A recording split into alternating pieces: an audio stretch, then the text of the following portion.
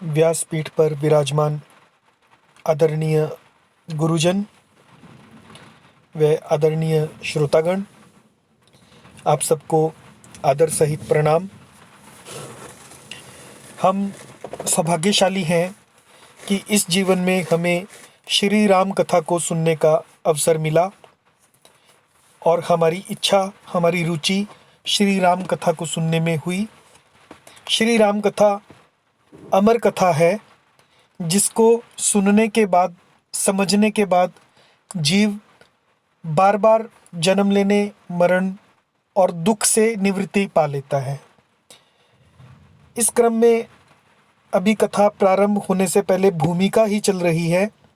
इसमें मंगलाचरण, गुरु वंदना, ब्राह्मण संत वंदना, खल वंदना, संत असंत वंदना, राम रूप से जीव मात्र की वंदना और तुलसीदास जी की दीनता और राम भक्तिमयी कविता की महिमा, इस प्रसंग तक 11 दोहे हमने कर लिए।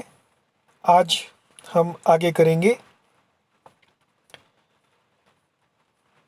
अभी तक जो समझ में आया कि हमें गुरु की शरणागत होना चाहिए, हमें अपने ईश्वरीय रूप को समझने का अभ्यास होना चाहिए, ताकि हम अपने आप को इस संसार में अकेला ना समझें, हमेशा ईश्वर की शरणागति में रहें।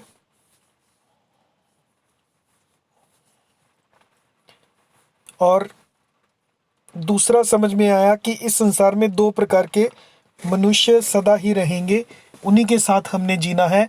लेकिन हमें पहचान होनी चाहिए भले और बुरे दोनों के बीच में, और हमें ये चुनाव करना आना चाहिए कि हमें किन के साथ रहना है।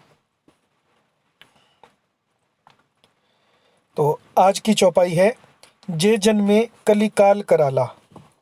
जो कराल यानी कठिन कलयुग में, घोर कलयुग में जन्मे हैं, कर्तव्य बायस बेश मराला। इस कलयुग में व्यक्ति जो है, उनका प्रिटेंडेड बिहेवियर होता है, उनका असली चेहरा वो स्वयं ही जानते हैं। दुनिया को जो दिखाया जाता है वो चेहरा, वो मेकअप किया हुआ चेहरा होता है। यानी जिनकी करनी तो कौए के समान है, कौए के समान है, और वेश जो है हंस के जैसा है।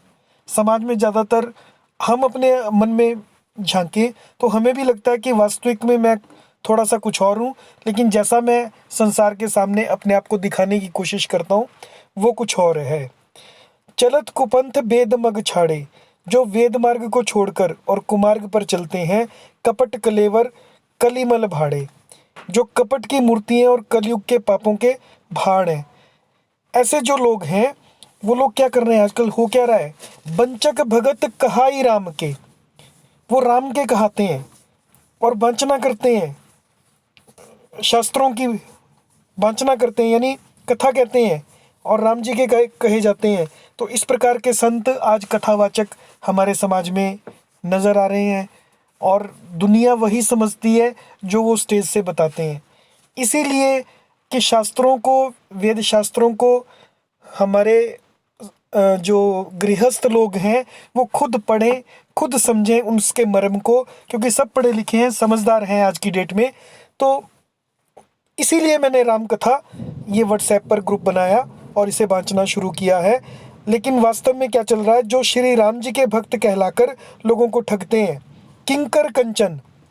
किंकर होता है दास, दास किसके हैं, वो कंचन के, कंचन मतलब धन, धन के दास हैं। कोह मतलब क्रोध, क्रोध भी उनमें भरा पड़ा है, और काम के, कामनाएं भी उनके अंदर हैं। आप देख रहे हैं आए दिन कोई ना कोई ऐसे लोग पकड़े जाते हैं। तिनमा प्रथम रेख जग मोरी। तो तुलसीदास जी कहते हैं कि मैं भी कोई बहुत बड़ा संत नहीं हूँ, मैं भी उनमें से पहला नंबर मेरा ही है। मेरे अंदर भी मनुष्य में जो स्वाभाविक दुर्गुण होते हैं मेरे अंदर भी हैं। धींग धर्म ध्वज धंधक दोरी।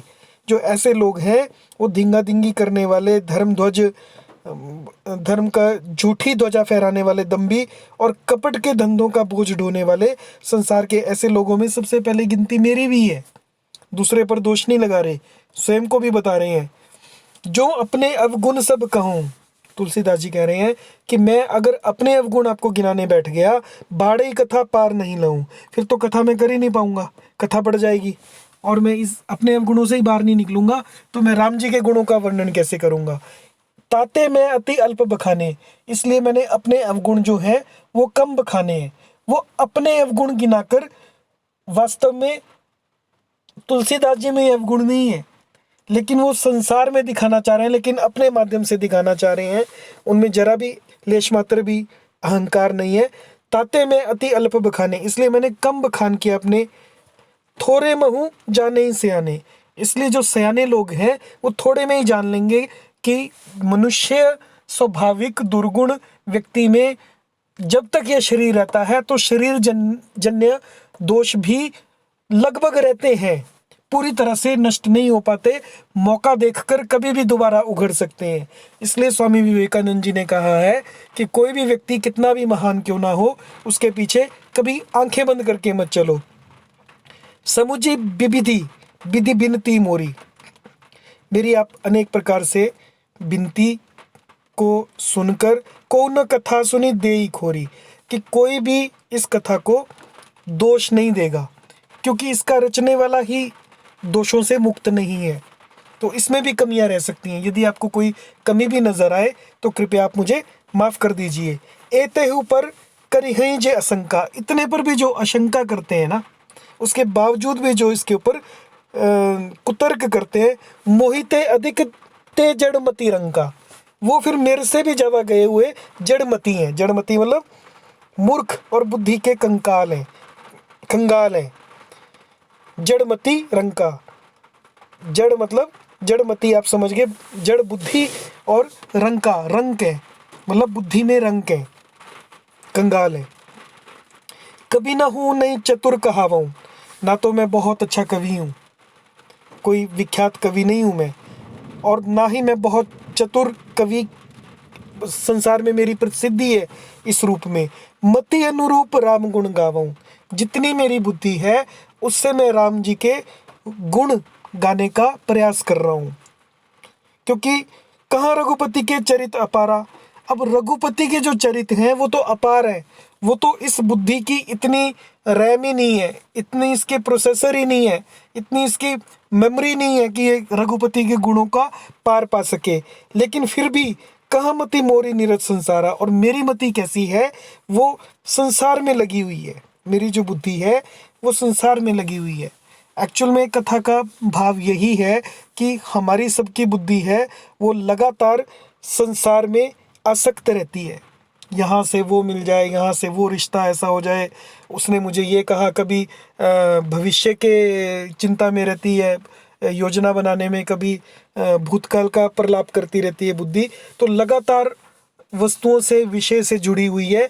लेकिन जब बुद्धि इससे छूटकर, संसार में रहते हुए भी, भोजन करते हुए भी, धन कमाते हुए भी, सभी कार्य करते हुए भी बुद्धि संसार से छूटकर प्रभु रामचंद्र जी के चरणों में लग जाए, वही योग की सिद्धि है, वही इस जीवन का सबसे बड़ा सार है।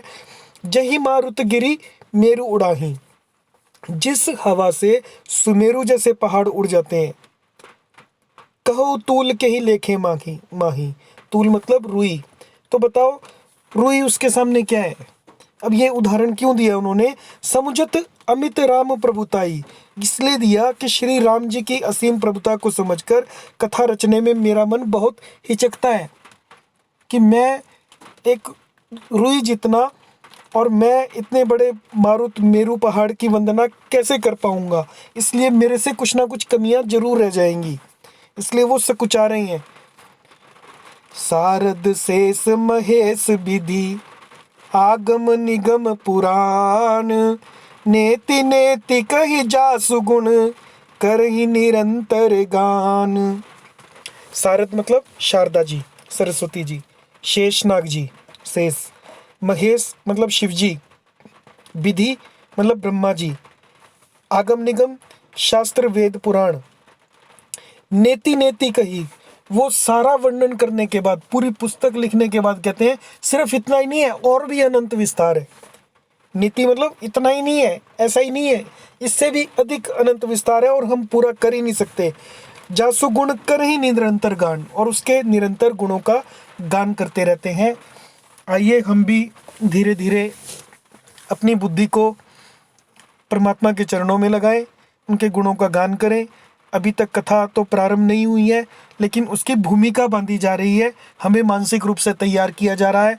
कौन से लोग कथा को सुन पाएंगे, किन लोगों की कथा में रुचि होगी, कौन से लोग कथा से उकता जाएंगे और ग्रुप को छोड़कर चले जाएंगे, इसका वर्णन इसमें किया गया है। तो मैं आप सबसे विनती करता हूँ कि आप ध्यानपूर्वक सुनेंगे और जो मेरी भूल होगी उसे क्षमा कर देंगे। जय सिया राम।